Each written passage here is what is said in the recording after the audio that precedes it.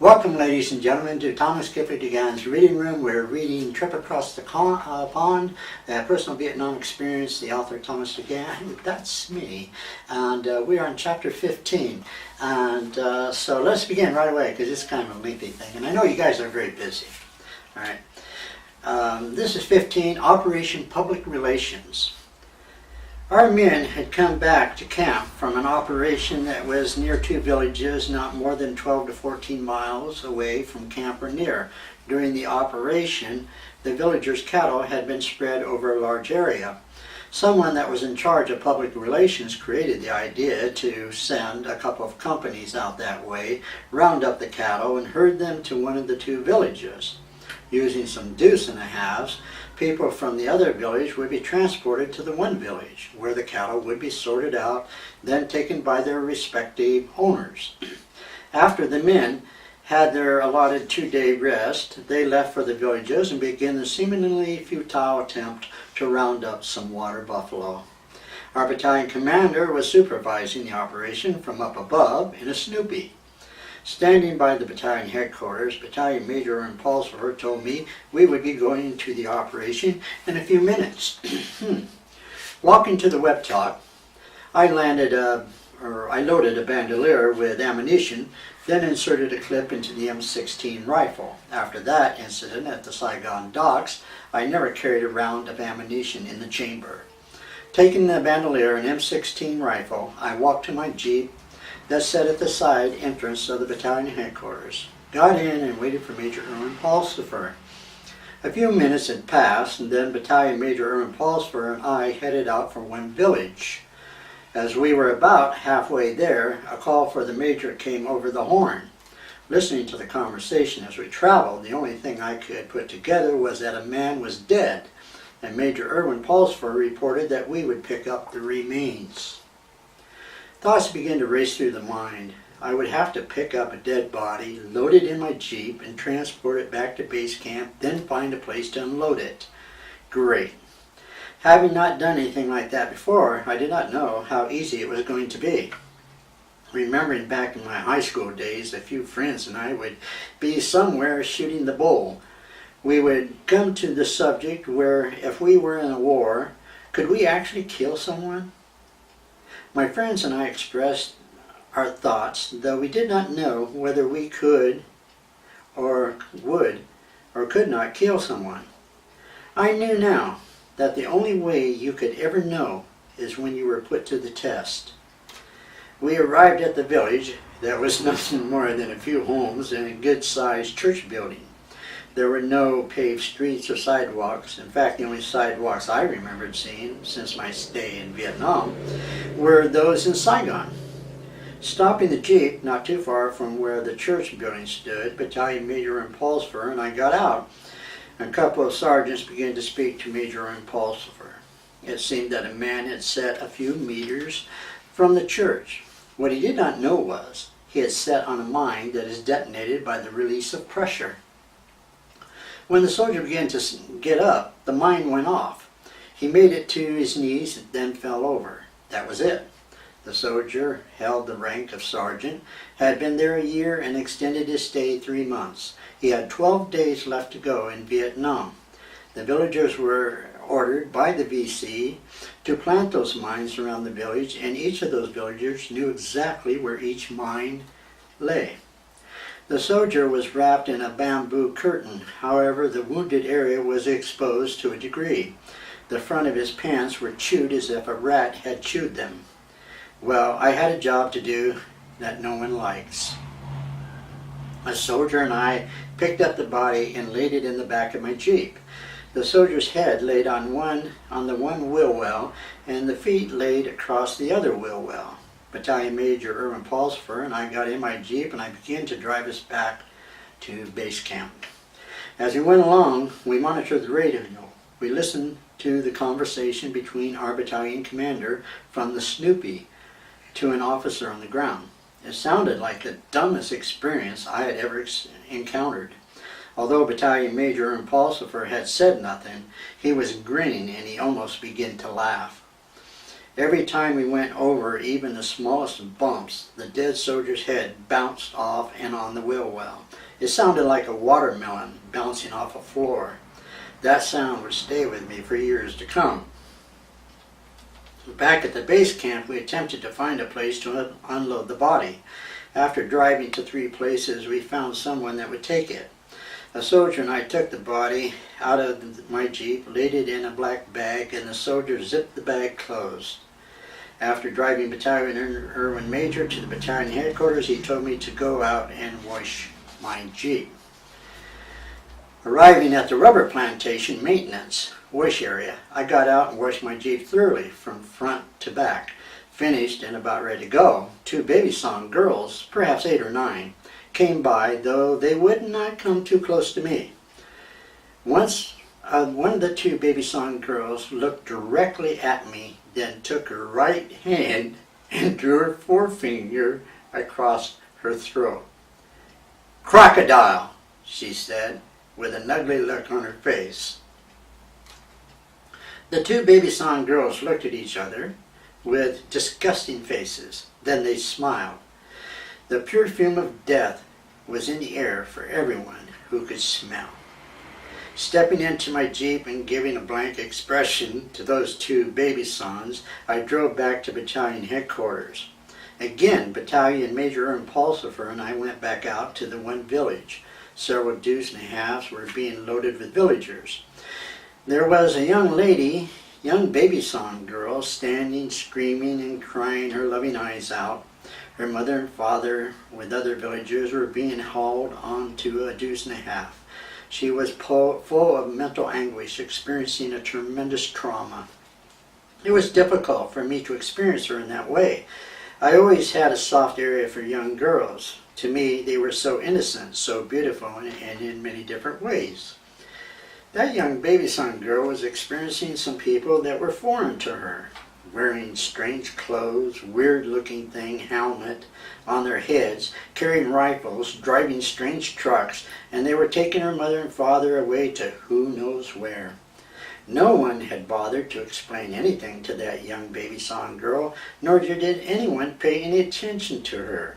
I thought, what an ignorant and cruel people we are. Not too far from where the young baby song girl was standing, I observed a young baby song boy walking. One leg looked normal, however the other leg, right, was not more than 1.5 inch in diameter from ankle to hip, and it was somewhat longer than the other. The way he walked was absolutely amazing to me. The right leg stayed straight as it did a 360-degree turn, and in the left foot would take a step simultaneously. Never in my life had I been a witness to so many freak things of nature and observed so much compassion pour out of me for them. Simultaneously, I admired them for their strength. Finally, we got the cattle rounded up. The villagers delivered to the other village, and we were lined up in a convoy ready to head back to base camp. Battalion Major Erin Pulsfer rode in a vehicle up ahead of me. We were a few miles away from the village, and then there were those familiar whistles and explosions coming from a couple of mortar rounds. The convoy stopped immediately, and some of our soldiers threw back a few rounds from a 105 recoilless rifle that was mounted to a Jeep. In a short time, Major Erin Pulsfer was back at my Jeep to see whether his driver, me, was okay. He sure looked relieved when he saw that I was all right. He went back up front, then we moved out and arrived back to base camp without further incident. The next day, our men went out on a search and destroy operation close to the Nui Da Bend mountain. The day was extremely hot, and one of our new replacements was being flown back to the base camp. He seemed to be suffering from a heat stroke. I drove to the Huey pad and waited for the dust-off to arrive. When it finally came, some soldiers carried the young soldier, who was 18 years of age, on a stretcher to a medical Jeep.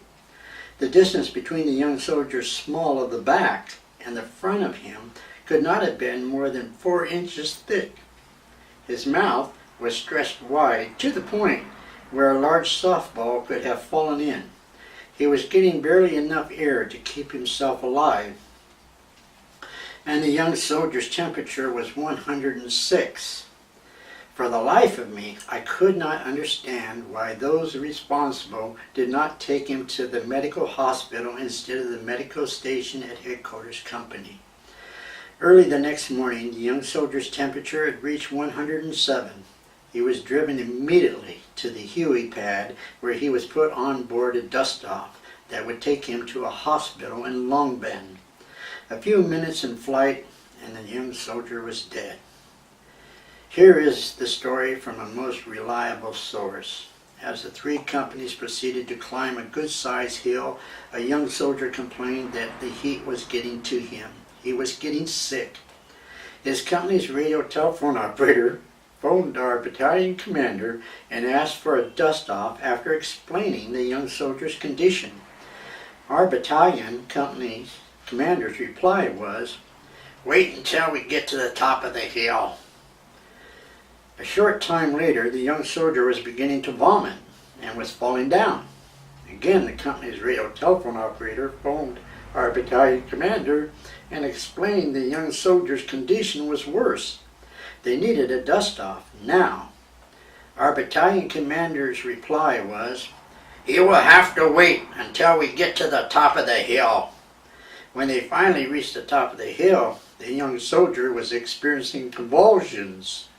A dust-off was completed, and later a young soldier died. It was said that when our battalion commander got back to the United States, he was relieved of any command. However, I did not know if that was true. A few days later, in driving for Freddie along the Horn Berm Road, I observed the military police had an inspection point set up. Driving up to a military police officer standing on the mud on the road, he asked to see my driver's license. Reaching in my back pocket, I realized that it was not there. After explaining to the military police officer about me having jungle rot on the butt plus other places, no longer carrying my wallet in the back pocket, and for that reason had forgotten to carry it with me, the military police officer began to write me up a ticket.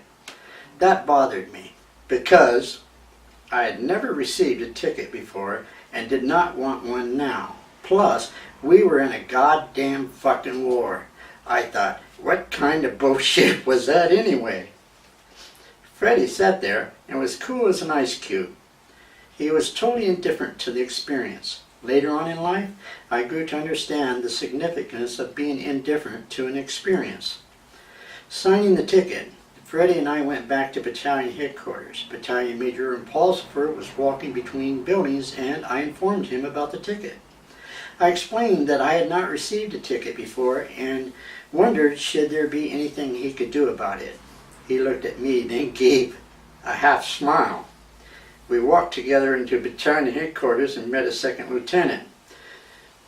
"Do you know of someone down at the military police that could do something about this ticket?" Major Erin Pulsfer asked as he handed the ticket to the second lieutenant. I think we can do something, sir." The second lieutenant took the ticket and walked over to his desk. He sat, got on the phone. A few words to the right person, and the ticket was forgotten. After thanking the second lieutenant, I left battalion headquarters for the day and walked over to the web talk. Walker was inside talking to a couple of soldiers. "Hey, Walker, let's go have a beer." "Okay, only one though," Walker said with his usual wide smile. Dear Dad and Mom, hi. I've got a lot of letters in the last few days, so I have to answer them.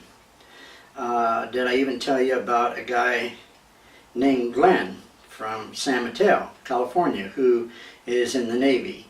He used to go and see Guy at this town in San Diego, at his tavern in San Diego. Anyways, he is going to be in Manila, Philippines from August 3rd to August 10th, and I tried for an R&R, rest and relax, on August 3rd to go to Manila and spend my R&R with Glenn. I'm all excited about it. They're going to let me go.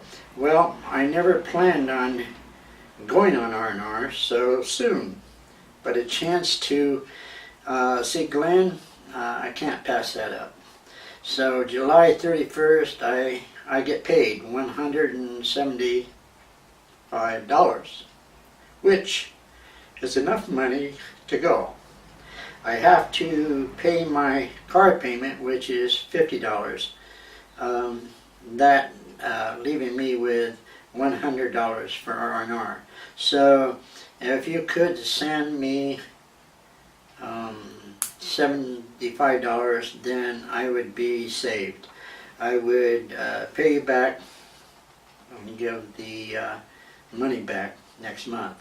If you send money order, I can cash it at the finance house, but I have to have it before August 2nd. Here I go, asking my dad for money when I'm so indebted to him that I could never repay him, though I'm trying. You could take it out of my account. Anyway, you do it is all right with me. I haven't gotten my clothes yet, but if they don't come in time, it's all right. I really look forward to spending my leave with Glenn. He's a swell person. I'll sign off for now to get this letter out. I'm still in good shape. I'm just a hard Armenian. I give my trust and care to Mom and Dad. Till later. P.S. 148 days. Love, Tom. That is the conclusion of chapter 5. Thank you very much, folks. Stick for the next chapter, chapter 16, Rest and Relaxation.